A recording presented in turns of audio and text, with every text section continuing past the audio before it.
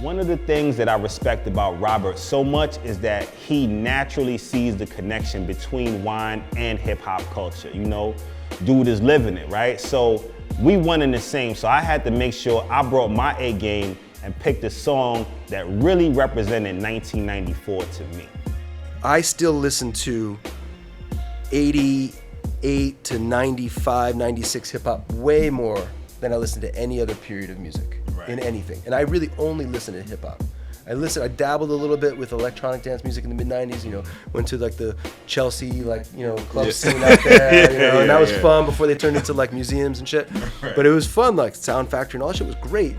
But they were playing exciting music that was obviously electronic based, but they always spun some hip hop in there. They always put some stuff, you know. And those parties at the Roxy, you know, Stretch Armstrong had a room, or like Mark Ronson had a room. The guys who are famous now were like the satellite rooms, but they always were spinning some crazy hip hop. So anyway, I'm probably going off topic, but no, that shit is dope. Like I'm thinking about this, and I'd have to say my favorite song from that era, because like I mentioned like shit like J. Rue the Damager and like those like sleeper cuts, Illa Now Scratch. You know what I'm saying? Like shit like that. You went to the crates. Yeah, shit like that came out in '94. You know, so that was the stuff that I really fell in love with. But I have to say, if I pick one song from that era, the song that kind of like grabbed me and like kind of fucked me up was probably the What by Biggie Smalls.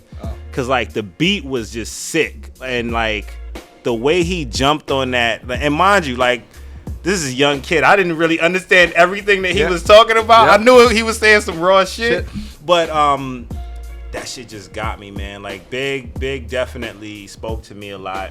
As a matter of fact, one of the issues that I have when I hang out with Robert is we nerd out too much, and it always brings me back to those early days of putting wine and hip hop together. I'm just excited because, you know, just like we just mentioned, wine and hip hop culture is really flourishing. Got MCs like Nas dropping bars, you know, Drake, even the Baby talking about wine shit, you know. So, and the fact that like Drake keeps shouting out Wally's, I think is hilarious. He's just looking for free shit. Yeah, exactly. Hilarious.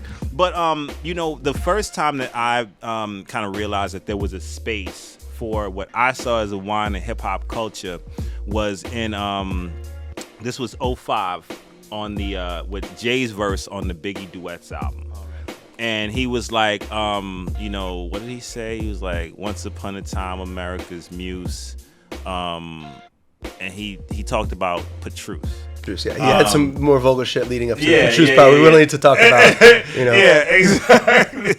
You know, which I heard him say it. And mind you, at that time, you know, I started at Zacky's in 04.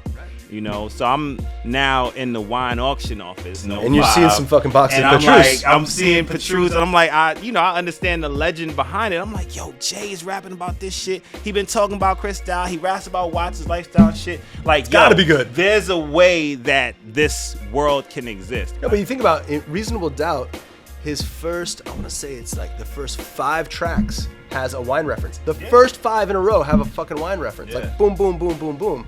You know, granted, a lot of it's champagne because that's what he was rocking back then. But, you know, vintage flows, you know, all the stuff he's talking about. Yo, the double entendre in that. I so sip good. fine wine and spit vintage flows.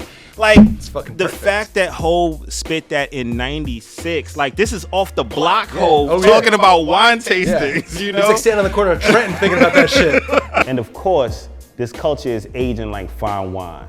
So before we finish that 94 Shav, I had to ask. I also appreciate the fact that, you know, you are someone that really knows hip hop, also loves restaurants, loves wine. You know, I ask a lot of my hip hop guests this question, but I think that you'd have a very interesting perspective on it.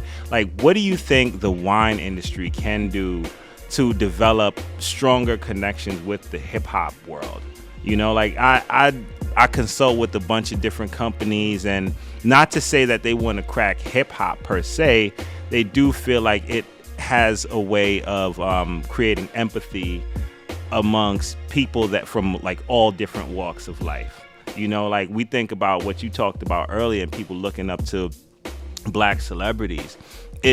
There was no way in the past for people to develop that level of empathy with people that didn't come from their circumstance. Because, like, you know, this story is just being told. Broken glass everywhere, people pissing, like, just don't care. Like, they didn't know that before. You know what I'm saying? No, so the view into the ghetto for a suburbanite, for someone like me, happened because of hip hop. That's the only way. It's so important for so many reasons. I think that it's very powerful, and it can be very powerful in, like, you know, bringing wine and hip hop culture together. When I talk to a bunch of people, whether they're in hip hop or anyone who's kind of learning about wine, what I try to do is I try to, like, level set quality and have diagnostic tests of these are effectively the same of everything, except they're very stylistically different. And what does your palate say? Do you like to go left, or do you like to go right on this path? And not talk down to them that you chose left versus right. And whether I like the wine on the right better, it doesn't matter. I think it's not wine, it's wine people. And this is the conversation. It's like hip hop isn't anything other than a group of people. Same thing with wine. Wine is a group of people, and if they can figure out a way to reduce those barriers of entry and genuinely care that there are more people excited about drinking their wine, great. And I think we've made some progress. I would say we've made some progress. The shared passion of wine opens a lot of doors. Yeah, and it's opened tons of doors for me. It's embarrassing. Yeah. And there you have it, another episode of Wine and Hip Hop TV. As you can see with my dog Robert, wine and hip hop culture have a hell of a lot in common. But you let us know what you think. Hit us up in the comments, subscribe to the page, all that good stuff. Make sure you let us know what you're thinking, let us know what you're drinking, let us know what you're pairing. Peace, y'all.